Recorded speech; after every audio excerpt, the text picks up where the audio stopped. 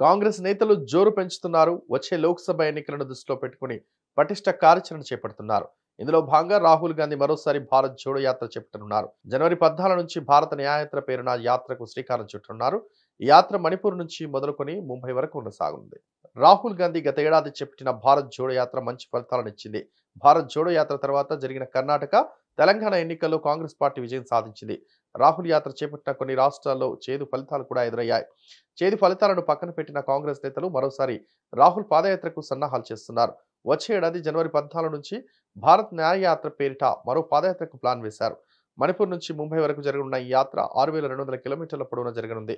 14 రాష్ట్రాల్లో 85 జిల్లాలను రాహుల్ గాంధీ పర్యటించనున్నారు. జనవరి 14 నుంచి మార్చి 20 వరకు రాహుల్ గాంధీ చేపట్టనున్న భారత్ న్యాయయాత్ర మణిపూర్, మేఘాలయ, అస్సోం, వెస్ట్ బెంగాల్, ఛత్తీస్గఢ్, బీహార్, జార్ఖండ్, ఒడిశా, ఉత్తరప్రదేశ్, మధ్యప్రదేశ్, రాజస్థాన్, గుజరాత్ రాష్ట్రాల గుండా సాగనుంది. చివరకు ముంబైలో యాత్ర ముగియనుంది. ఈ యాత్ర వివరాలను కాంగ్రెస్ సీనియర్ నాయకులు జైరాం రమేష్, కేసీ వేణుగోపాల్ వెల్లడించారు.